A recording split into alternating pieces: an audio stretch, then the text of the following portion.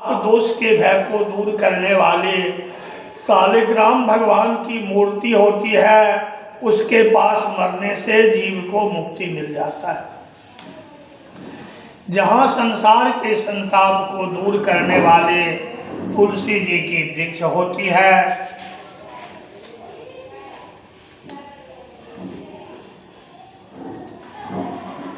वहाँ मरने से मुक्ति हो जाता है। वह सब समय सभी दानों से दुर्लभ है। जिसके घर में तुलसी जी के पेड़ का स्थान है, वह घर तीर्थ के रूप में माना गया है। वहाँ जमदूत नहीं जाते हैं। तुलसी मंजरी युक्तो यस्तु प्राणानि मुंचते जमस्तम नेक्षितम शक्तो युक्तम पाप सतेरपे तस्यादलम मुखे कृपाम तिलदर्भासने मृताः नरो विष्णुपुरम याति पुत्रहीनोपसंशयाः। भगवान कहते हैं कि तुलसी जी के मंजरी के साथ जो अपने प्राण को छोड़ता है, तो सैकड़ों पाप करने वाला वह क्यों नहीं हो, उसकी ओर देखने का सामर्थ्य यमराज में भी नहीं है। जो व्यक्ति तुलसी दल मुंह में लेकर तिल तथा कुश के आसन पर मर जाते हैं, वे यदि पुत्रहीन भी हैं तो विष्णुलोक में निसंदेह चले जाते हैं। 3 प्रकार के पवित्र तिल, दर्भ और तुलसी दल ये दुर्गति में पड़े हुए मनुष्य का निवारण करते हैं। भगवान कहते हैं कि हे पक्षीराज, तिल जो है मेरे पसीना से पैदा हुआ है, अतः तिल जो है वह पवित्र है। असुर दानव राक्षस भी तिल से डर करके भाग जाते हैं। हे पक्षीराज, मेरे रुआ से खर पैदा हुआ है। दर्भाविभूतिं में ताक्षा मम रोम समुद्रवा अतस्तर्य स्पर्शना देवा स्वर्गम गच्छन्ति मानवा कुसमूले स्थितो ब्रह्मा कुश मध्ये जनार्दन कुशाग्रे शंकुरो देवा त्रयो देवा कुशे स्थिता अतः कुशा बहिन मंत्रा तुलसी विप्रधेनवा नेते निर्माल्यतां यान्ति क्रियमाणा पुनः पुनः दर्भा पिंडेषु निर्माल्यम ब्राह्मणा प्रेत भोजने मंत्रागो तुलसी नीचे चितायाम चौतासना। भगवान कहते हैं कि कुश के स्पर्श से मनुष्य स्वर्ग लोक में चला जाता है। कुश के जड़ में ब्रह्मा जी का वास रहता है। कुश के बीच में भगवान विष्णु बसते हैं और कुश के छीप पर भगवान शंकर जी का वास होता है। इस तरह से तीनों देवता जो हैं वह कुश में ही विराजमान है। इसलिए कुश, अग्नि, मंत्र और तुलसी, ब्राह्मण और गाय ये बार बार कर्म में उपयुक्त होने पर भी अछूते नहीं होते हैं। कुश केवल पिंडा पर जो चढ़ा दिया जाता है वह कुश निर्माल्य हो जाता है। ब्राह्मण यदि प्रेत के भोजन में निर्माल्य होते हैं, मंत्र, गाय और तुलसी नीच के घर में अयोग्य माना जाता है। चिता की आग निर्माल्य होती है। गोबर से नीपा हुआ पृथ्वी पर आतुर व्यक्ति को लिटा देना चाहिए। ऊंचे स्थान पर मरने वाले को नहीं सुलाना चाहिए। भगवान कहते हैं कि हे पक्षीराज, ब्रह्मा, विष्णु, शिव और अग्नि ये सभी देवता मंडल पर बैठे हुए हैं। अतः जहाँ श्राद्ध हो नीप करके श्राद्ध क्रिया को करना चाहिए। बिना नीपी पक्की जमीन जहाँ पर है वह पवित्र ही है, और जहाँ नीपा गया है वह नीपने से पवित्र होता है।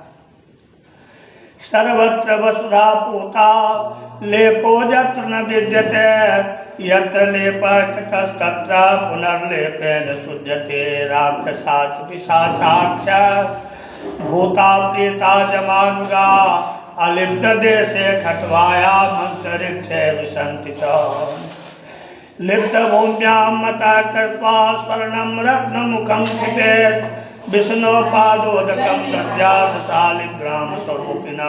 भगवान कहते हैं कि राक्षस, भूत पिशाच, भूत प्रेत, जम के दूत ये बिना नीपी हुई जगह पर, खाट पर, ऊंचे स्थान पर प्रवेश कर जाते हैं।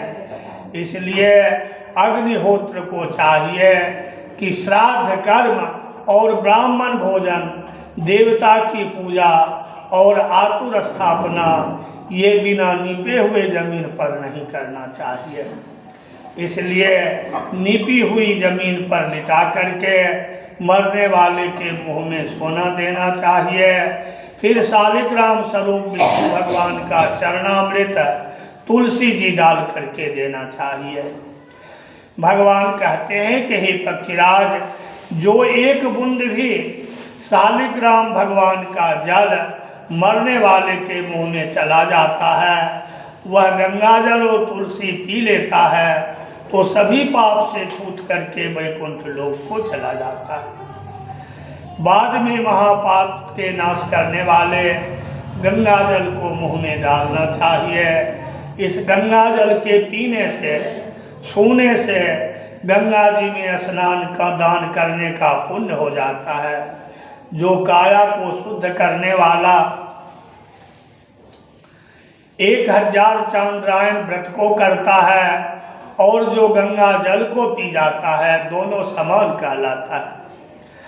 अग्निम प्राप्त जथा साक्षा तुलरा से विनश्यते तथा गंगा मुपानेन पातकम भस्मसात् भवेत्। नद्यो जलावगाहेन पावयन्ति राञ्जनाना दर्शनात् तस्मनात् नात्यात् तथा गंगेत कीर्तनात्। गंगा गंगेत जो प्रियात् प्राणे कंठगतेरपि मृतो विष्णुपुरं याति नो पुनर्जायते भुविम्। भगवान कहते हैं कि हे पक्षीराज गरुड़ जी, जिस तरह से आग को छू करके रुई का भस्म जो है, रुई जल जाता है, उसी तरह गंगा जल के पीने से सभी पाप जल करके नाश हो जाते हैं। जो सूर्य की किरणों से गर्म हुए गंगा जल को पीते हैं, वे सभी जोनियों से छूट करके भगवान विष्णु जी के लोक को चले जाते हैं। सामान्य नदियाँ सर्वसाधारण को स्नान करने पर पवित्र करती हैं, लेकिन गंगा जी देखने से, छूने से, पीने से और गंगा गंगा ऐसा नाम लेने से गंगा जी पवित्र कर देती है। गंगा जी, भगवान कहते हैं कि हे पक्षीराज गरुड़, गंगा जी लाखों पापी पुरुषों को पवित्र करती हैं। इसलिए संसार से तारने वाले गंगा जी के जल को अवश्य पीना चाहिए। जब प्राण कंठ में आ जाए, उस समय भी मरने वाले के नज़दीक में कोई गंगा गंगा इसी पवित्र नाम का उच्चारण करता है तो वह मरने वाला मर करके विष्णु लोक को चला जाता है। मालिक के बड़ा छूटे समय काल में गंगा जल तुलसी जल्दी उत्क्राम निश्चय प्राणे पुरुषा श्राद्धयान्ता चिंतयेन मनसा गंगा सोपयाति परं गतिम्। अश्लोकाद पादम योन्नते भागवतं पठेता नो तस्य पुनरावृत्ते ब्रह्मलोकाद कदाचना। प्राण प्रियान समय कुर्याद दंशनम खगा दद्यादात संन्यासम विरक्तश्च दुजन्मतः। भगवान कहते हैं कि प्राण निकलने के समय में जो व्यक्ति श्रद्धा के साथ में मन में गंगा जी का ध्यान करता है, वे भी मोक्ष को पा जाता है। इसलिए गंगा का ध्यान करना चाहिए, गंगा जी को हाथ जोड़ करके प्रणाम करना चाहिए, उनका मने मन नाम लेना चाहिए और गंगा जल को पीना चाहिए। इसके बाद मोक्ष देने वाले भागवत जी का कुछ अंश सुनना चाहिए। अंत के समय में जो प्राण कंठ में आ जाए तो एक श्लोक या आधा श्लोक या चौथा श्लोक में भागवत का सुनता है तो वह ब्रह्मलोक से लौट करके पृथ्वी पर कभी उसका जन्म नहीं होता। हे पक्षराज गरुड़, वेद का पाठ, उपनिषद का पाठ, शिव सहस्रनाम, विष्णु सहस्रनाम के पाठ सुनते सुनते यदि मृत्यु हो जाए तो ब्राह्मण हो या क्षत्रिय हो, बनिया हो या शूद्र हो, उसकी मुक्ति इस संसार से मिल जाती है। हे पक्षीराज गरुड़, प्राण पखेरु के उड़ने के समय उपवास करना चाहिए और विरक्त यदि वह महात्मा है तो उसे संन्यास देना चाहिए।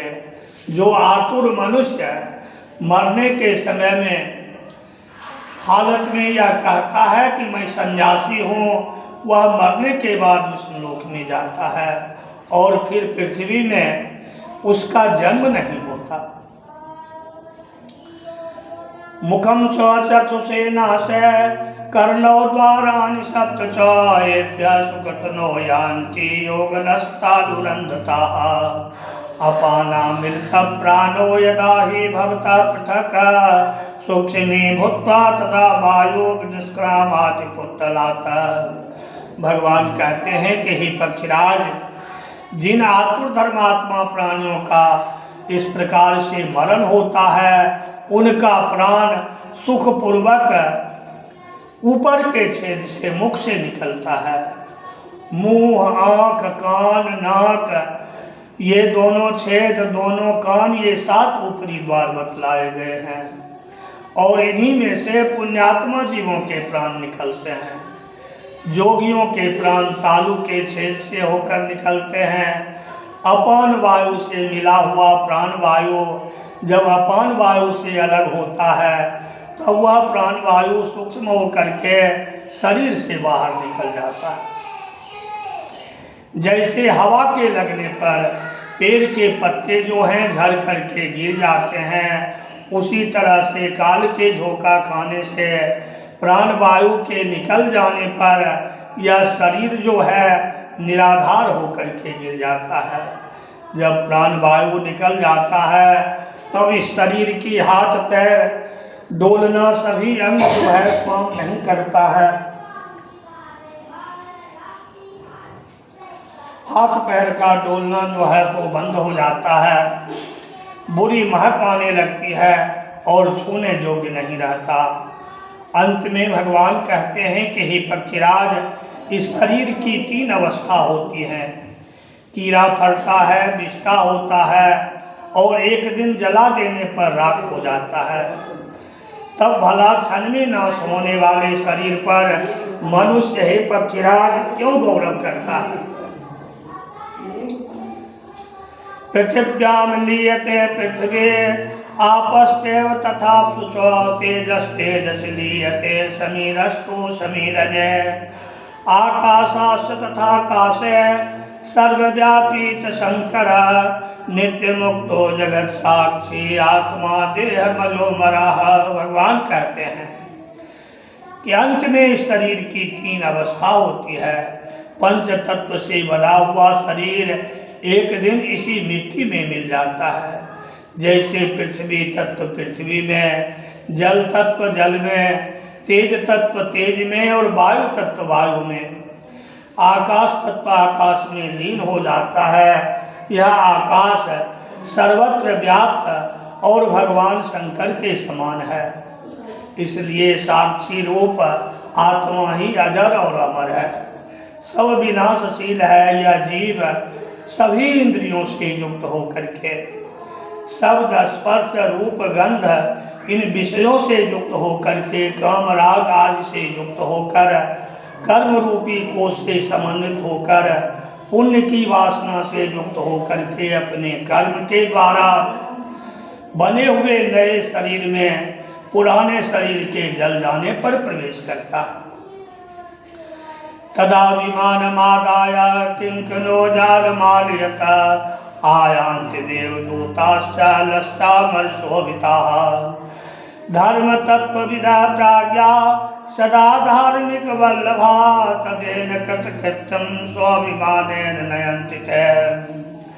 तब देवता के दूत लोग ऐसा विमान लेकर के आते हैं जिनमें घंटी बजती रहती है और मूर्छल चलते रहते हैं। धर्म के मर्म को समझने वाला बुद्धिमान धार्मिक व्यक्तियों को सदा प्रेम करने वाला देवता लोग कृतकृत व्यक्ति को विमान में बैठा करके स्वर्ग में ले जाते हैं। उस धर्मात्मा की देह खूब लाल हो जाती है, निर्मल वस्त्र माला रत्नित आभूषण पहनते हैं और दान के प्रभाव से उनका प्रभाव बढ़ जाता है। वहाँ देवता लोग उनकी पूजा करते हैं और वह स्वर्ग लोक में विहार करता है। इति श्री गरुड़ पुराणे सारोद्धारे म्रियमाण कीर्तन रूप नाम नवमो अध्याय।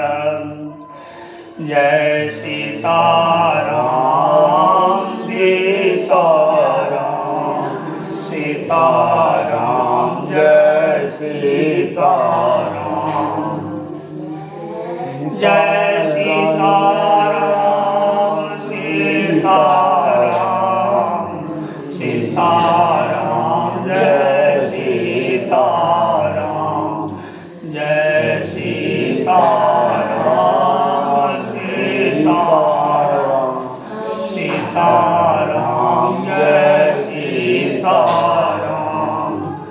बोलिए प्रेम से विष्णु भगवान की जय, गरुड़ जी महाराज की जय।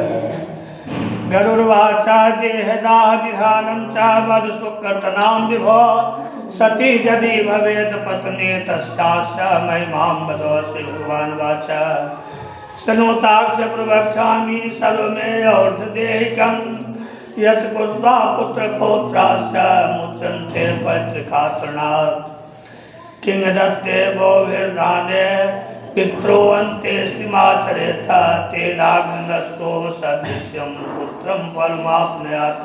गरुड़ जी कहते हैं भगवान से कि हे विधाता, हे भगवान, पुण्यात्मा जीवों के शरीर के दाह का विधान बताइए और जो उसकी पत्नी सती होना चाहे तो उसकी महिमा को बताइए। भगवान कहने लगे कि हे पक्षीराज, मैं मरने के बाद की सभी क्रिया को बतलाऊंगा जिसको करके पुत्र पोता जो है पिता के ऋण से छुटकारा पाता है। बहुत दान देने से कोई लाभ नहीं। यदि बेटा अपने माता पिता को अग्नि लगा दिया, अंत्येष्टि कर्म करता है तो अग्निष्टोम यज्ञ करने का फल पुत्र को मिल जाता है। तब उस पुत्र को आग लगाने के बाद शोक नहीं करना चाहिए। शोक को छोड़ करके अपने सभी भाई बंधु के साथ सभी पापों को दूर करने के लिए पुत्र को 10वां दिन अपना मुंडन कराना चाहिए। माता पिता के मरने पर जिस बेटा ने मुंडन नहीं कराया उसे भवसागर से पार कराने वाला बेटा नहीं कहना चाहिए।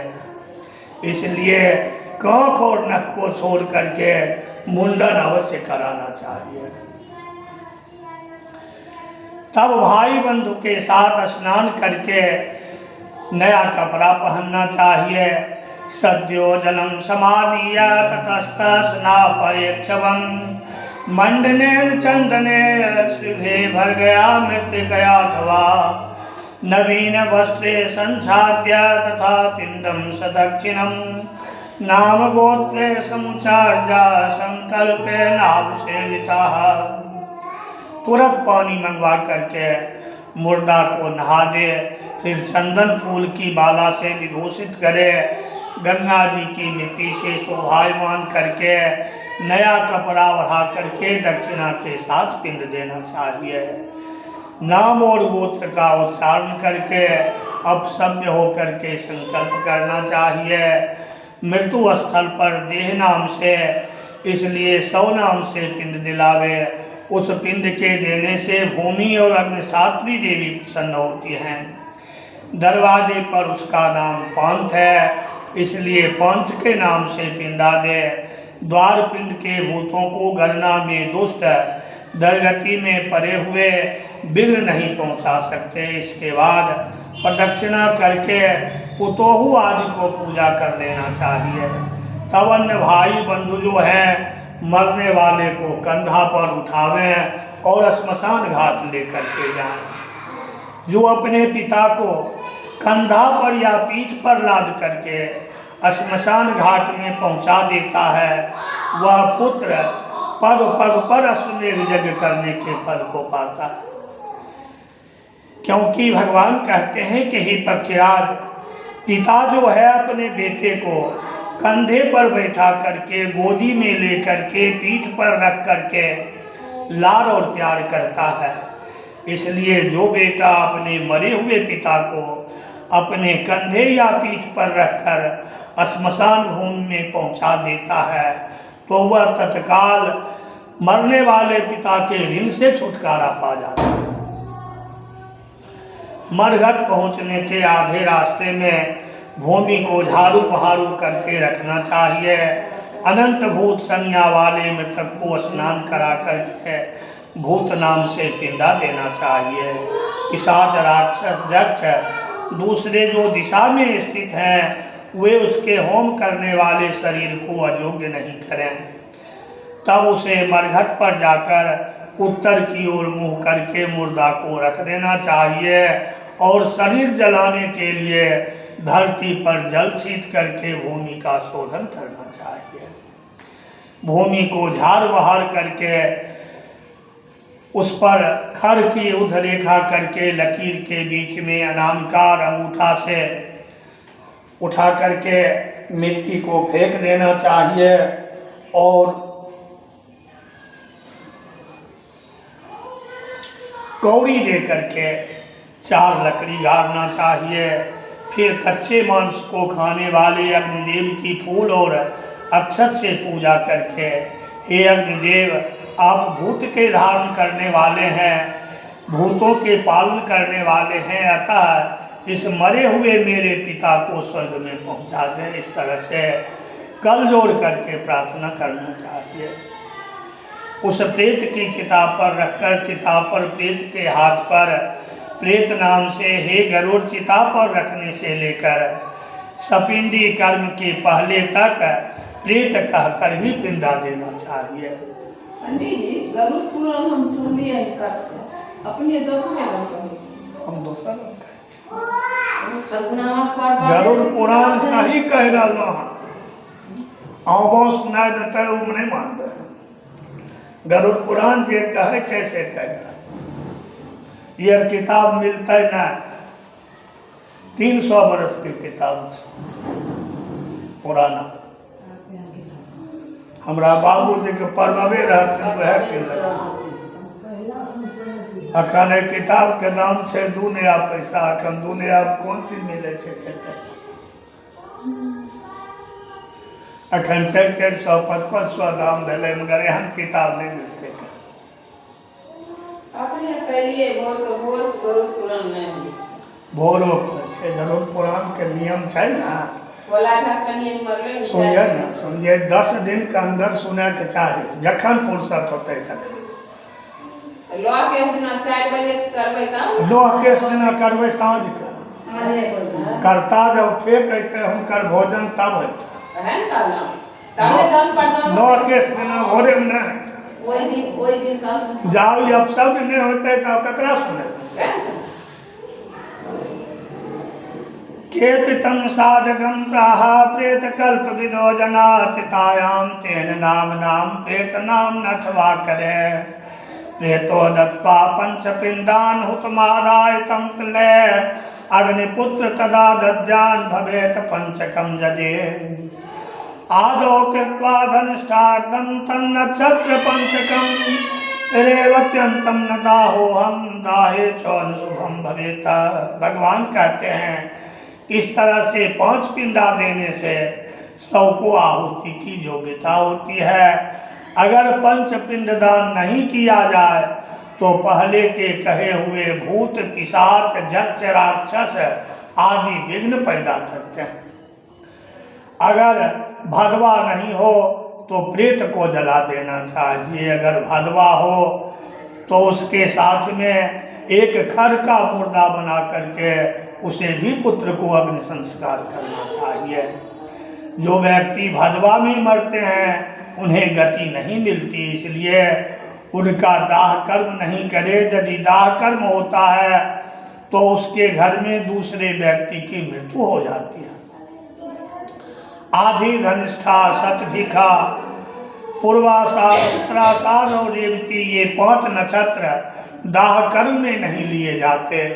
जो इन नक्षत्रों में दाह करे तो उसके घर में अशुभ होता है। जो पंचक में मरता है उसके घर में दूसरा नुकसान हो जाता है।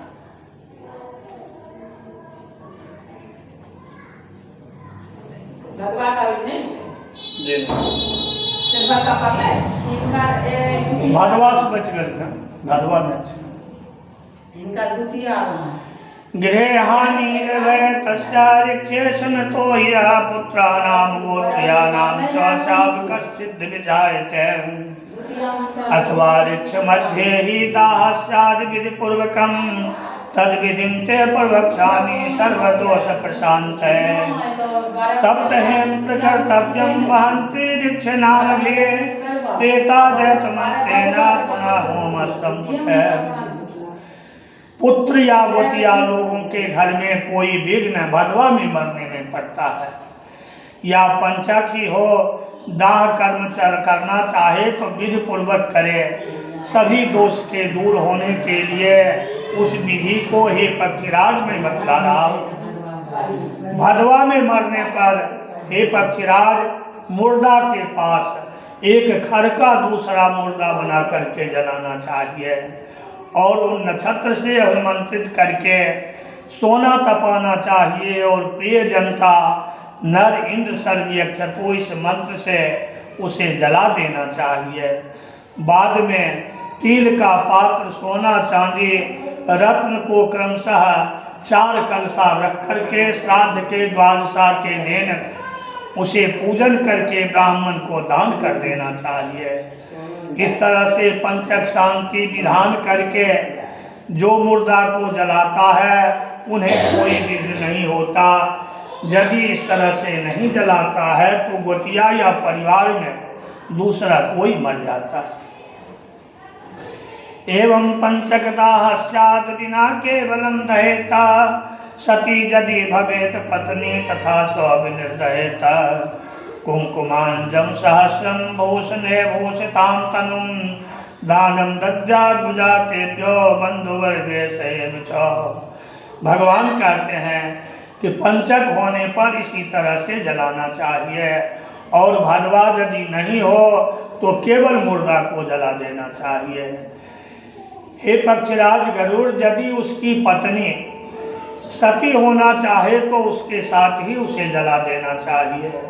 जो धर्म पत्नी पतिव्रता होकर के पति के हित में तत्पर होकर के पति के साथ ही जाना चाहे तो उसे पहले स्नान करना चाहिए, शरीर पर चंदन लगा लेना चाहिए, अच्छी साड़ी पहन करके आँख में काजल लगाकर ब्राह्मण को दान दे और अपने परिवार को भी दान दे दे।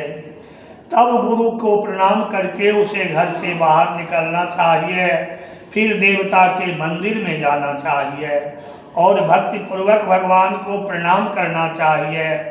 भगवान को आभूषण चढ़ाकर एक नारियल लेकर के लज्जा और मोह को छोड़ करके मरने वाले पति के मरघट स्थान में जाना चाहिए।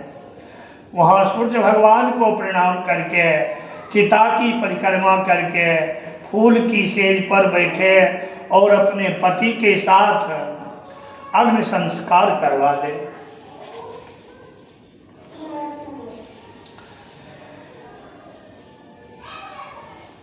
वह स्त्री पति के साथ कभी नहीं जलती, मरे हुए पति के साथ उसकी अंतरात्मा एक में मिल जाती है। यावच्चाग्नो मृते पत्नो श्रीनात्मान पटायेता तावन्न मुच्यते साहि स्त्री शरीरार कथम वनम मृतम भर्तर्या नारी समारोहोतासनम रारुंधति समाभूत्वाम स्वर्गलोके महीयते मातृकं पैतृकं चैव यत्र साच प्रदीपते कुलत्रयं पुनात्यत्र भर्ताराम यानुगच्छते। भगवान कहते हैं कि अपने पति के मरने पर जब तक स्त्री अपने शरीर को नहीं जलाती तब तक वह नारी योनि से नहीं छूटती है। इसलिए इस बात की पूरी कोशिश करना चाहिए कि जीते हुए पति की मन वचन कर्म से सेवा करना चाहिए। पति के मरने पर जो नारी अग्नि में प्रवेश करती है वह अरुंधति के समान स्वर्गलोक में जाती है। स्वर्ग में उसे वही पति मिल जाता है और जब तक 14 इंद्र राज करते हैं तब तक वह पति के साथ में विहार करती हैं। जो पति के साथ सहगमन करती हुई मर जाती हैं वह माता के कुल, ननिहाल के कुल, पिता के कुल और ससुराल के कुल को तार देती हैं, अर्थात तीनों कुटुंब के लोग को पवित्र कर देती हैं। विमाने सूर्य संकाशे क्रीडते रमणेन सा यावदादित्य चंद्रो च भट्टलोके चिरं वसेत पुनश्चिरायुषा भुक्त्वां जायते विमले कुले पतिव्रता तु या नारी तमेव लभतं पतिं। भगवान कहते हैं कि सूर्य की तरह प्रकाशमान विमान में बैठकर अपने पति के साथ विहार करती है और जब तक सूर्य और चंद्रमा रहते हैं उतने समय तक पति के लोक में वह वास करती हैं। फिर अधिक उम्र पा करके विमल वंश में उनका जन्म होता है और उस नारी को वही पति फिर मिल जाता है। जो स्त्री क्षण भर के जलने के कष्ट से ऐसे सुख पर लात मारती है तो वह मूर्ख स्त्री जब तक इस संसार में जिंदा रहती है तब तक वियोग की आग में जलती रहती है। इसलिए पति को भगवान शंकर के स्वरूप जान करके उनके शरीर को भस्म कर देना चाहिए। हे गरुड़, जो सती न हो तो उसे पूर्वोक्त रीत से जलाना चाहिए। जब मुर्दा आधा जल जाए या पूरा जल जाए तो उसके कपार को फोड़ देना चाहिए।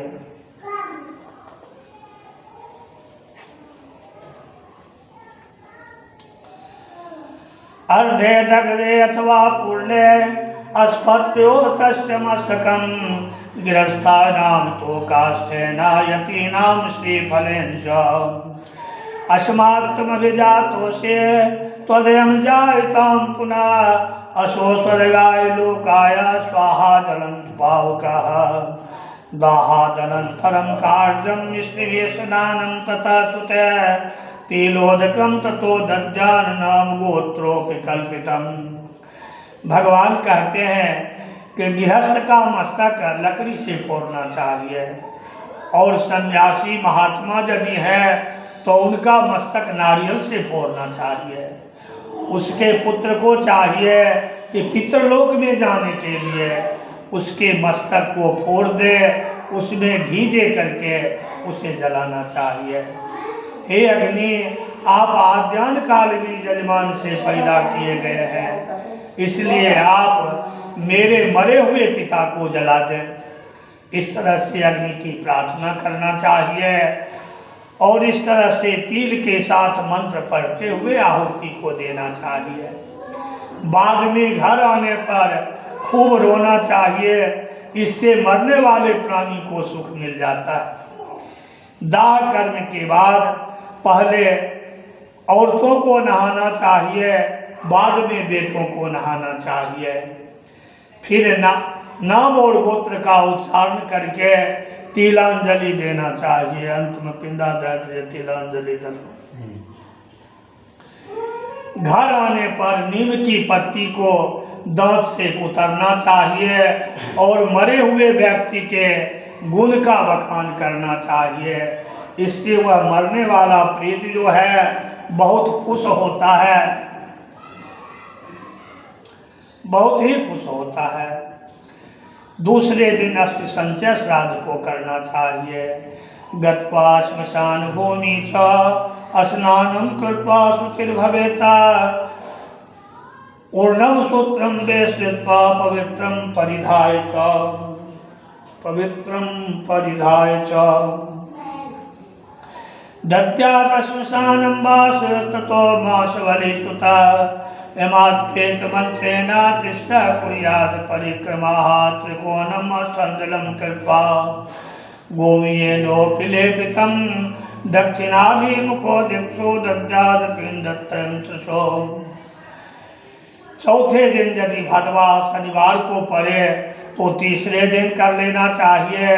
अस्थि संचय विधि, श्राद्ध की विधि को जहाँ मुर्दा को गाछी में जलाया जाता है, उस श्राद्ध के विधि को हम बतला रहे हैं कि बरगद पर जाकर नहा करके पवित्र होकर के ऊन का सूत पहन करके पुत्र श्मशान वासियों को जमाए नमा उड़द से बलि दे और सभी हड्डी को चून करके हड्डी को पलाश के पत्ते पर रखना चाहिए, दूध से धोना चाहिए, फिर पानी में धोना चाहिए, बाद में मिट्टी के बर्तन में रख करके विधि पूर्वक श्राद्ध को करना चाहिए। फिर चिता को राख इकट्ठा करके दिए लगेगा टिपाई पर रखे, फिर बिना हवन वाले घड़े को पानी भर करके रख देना चाहिए। पदानि 10 पंचेवा चोदरस्याम दिशिंब जेता गर्तम विधाय तत्रास्ते पात्रं संस्थापयेत् खगाः धत्वा संपुटके तानि कृत्वा चौहृदिमस्तके परिक्रम्य नमस्कृत्य गंगा मध्ये विनिक्षिपेत। तदंतर 10-5 देव उत्तर दिशा की ओर चले और हे गरुड़, वहाँ गंगा जी को खोद करके हड्डी के बर्तन को रख देना चाहिए। उसके ऊपर दाह की कीड़ा करने के लिए पिंड देना चाहिए। बाद में गड्ढे में से पात्र को निकाल करके जलाशय, नदी, पोखर या तालाब पर जाना चाहिए। वहाँ हड्डी को बार बार दूध और जल से धोना चाहिए। फिर चंदन, पोते और विशेष करके कुमकुम लगाना चाहिए। उनको संपुट में रखकर हृदय और मस्तक से सटाना चाहिए। फिर परिक्रमा करे और प्रणाम करके गंगा जी में डाल देना चाहिए। 10 दिन के भीतर हे पक्षीराज, जिसकी हड्डी गंगा जी में चली जाती है उसका ब्रह्मलोक से लौटना नहीं होता। जितने वर्ष तक मनुष्य की हड्डी गंगा जल में रहती है उतने 1000 वर्ष तक वह स्वर्गलोक में रहता है।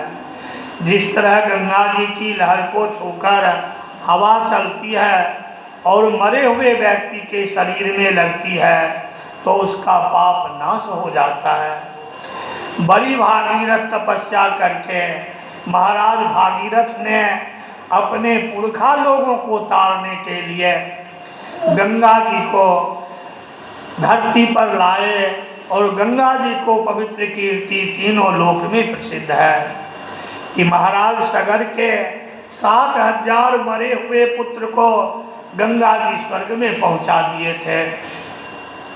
जो मनुष्य पहली उम्र में पाप करके मरते हैं उनकी हड्डी भी यदि गंगा जी में चली जाती है तो वे स्वर्ग लोक में चले जाते हैं।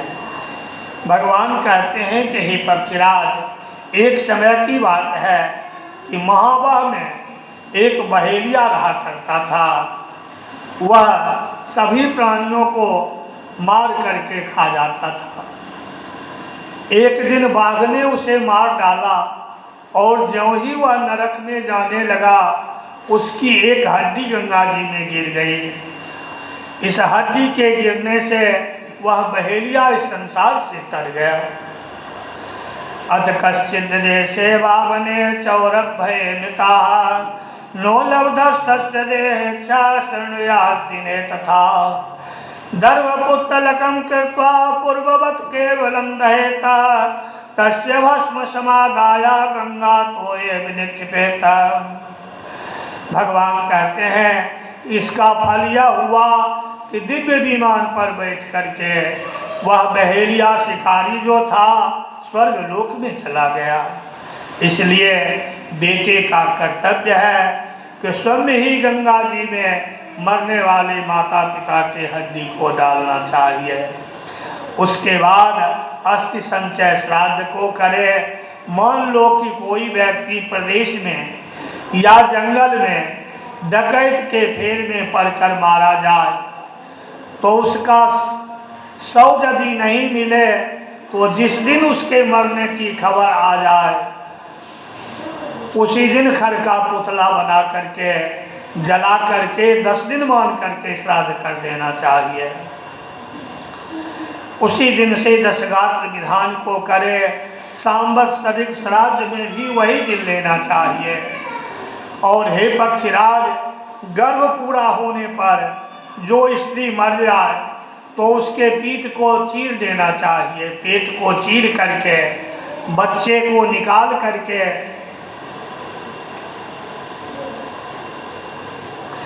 जमीन में गाड़ देना चाहिए। उसके बाद उस स्त्री का दाह कर्म करना चाहिए।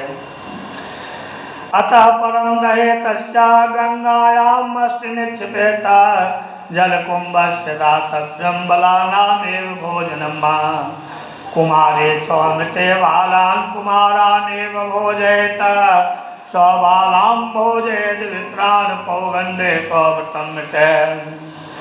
भगवान कहते हैं कि गंगा जी के तीर पर रहने वाले यदि बच्चा मर जाए तो उन्हें गंगा जी में भसा देना चाहिए।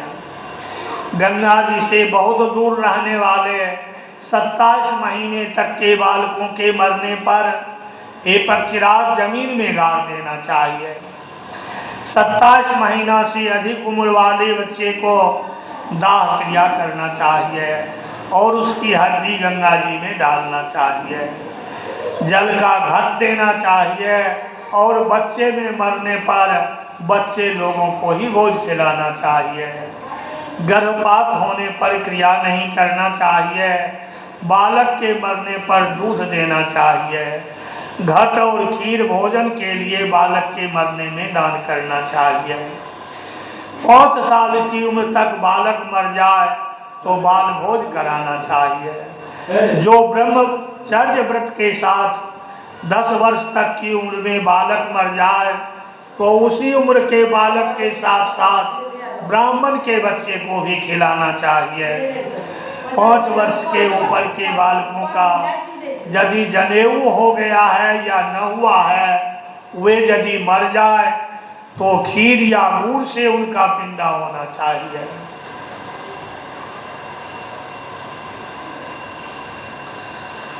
और दशगात्र आदि क्रिया को भी करे। दंड ग्रहण मात्रेण नरो नारायणो भवेत् त्रिदंड ग्रहणोत्तेषां ते तत्त्वमेव जायते ज्ञानिनस्तु सदा